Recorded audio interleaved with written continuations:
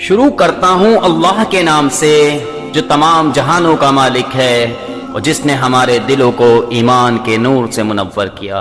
اصحاب کہف کے معنی غار والے کے ہیں۔ یہ چند سچے مومن نوجوان بچوں کا قصہ ہے جس کو قرآن پاک میں سورہ کہف کے نام سے بیان کیا گیا ہے۔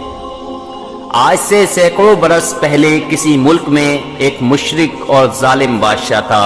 وہ خود بھی اللہ کو چھوڑ کر بتوں کی پوجا کرتا تھا اور دوسروں کو بھی بتوں کی پوجا کا حکم دیتا تھا۔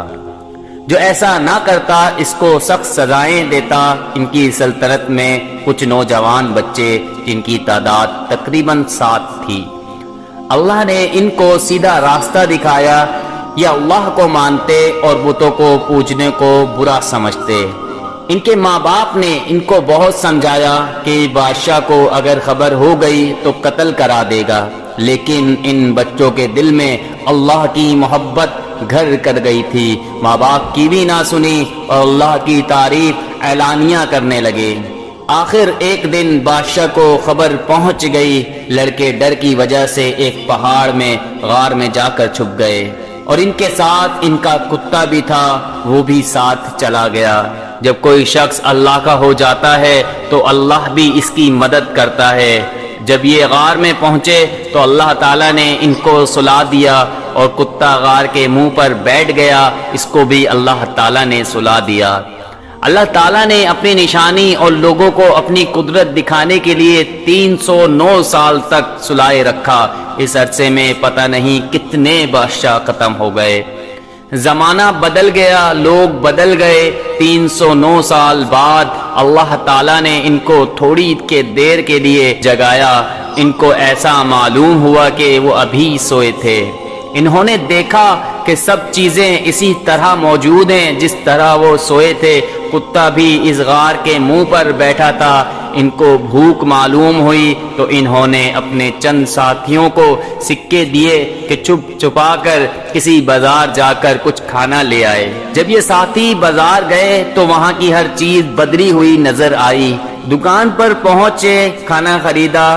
جب وہ سکہ دیا تو لوگوں کو بہت تعجب ہوا کہ یہ سکہ فلاں بادشاہ کے وقت کا ہے جس کو مرے ہوئے کئی سو برس ہو گئے۔ لوگوں کو شک گزرا کہ کہیں کوئی خزانہ تو ان کے ہاتھ نہیں لگا، اور آہستہ آہستہ یہ بات اس وقت کے بادشاہ کو پہنچ گئی۔ یہ بادشاہ بہت ایماندار تھا اور اللہ اور روز قیامت کو مانتا تھا۔ اس نے ان لڑکوں کو اپنے دربار میں بلایا اور سارا قصہ سنا۔ بادشاہ کو اور حاضرین کو بہت تعجب ہوا۔ بادشاہ مہا درباریوں کے اس غار تک آئے۔ انہوں نے ان لڑکوں کو سوتا ہوا دیکھا۔ ان کی آنکھیں کھلی ہوئی تھیں مگر جسم سو رہے تھے۔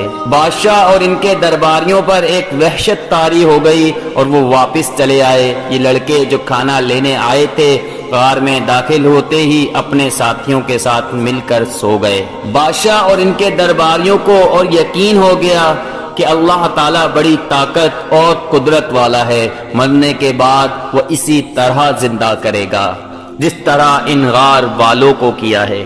یہ لوگ اسی غار میں قیامت تک سوتے رہیں گے۔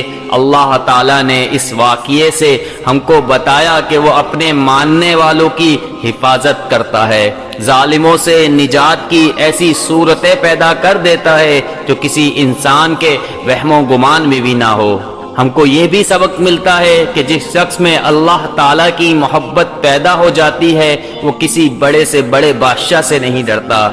تو آئیں ہم سب بھی اللہ سے محبت کریں اور یقین پیدا کریں کہ ہر کام اسی سے ہوتا ہے، اور جو کچھ ہوتا ہے اور جو کچھ ہم دنیا میں اچھا یا برا کام کریں گے قیامت کے روز ہم کو اس کا بدلہ ملے گا۔ معزز ناظرین، اگر آج کی ویڈیو آپ کو پسند آئے تو اس کو لائک کریں، اپنے دوستوں کے ساتھ شیئر کریں اور کمنٹ باکس میں اپنی رائے کا اظہار لازمی کیا کریں۔ ملتے ہیں انشاءاللہ اگلی ویڈیو میں، جب تک کے لیے اللہ حافظ۔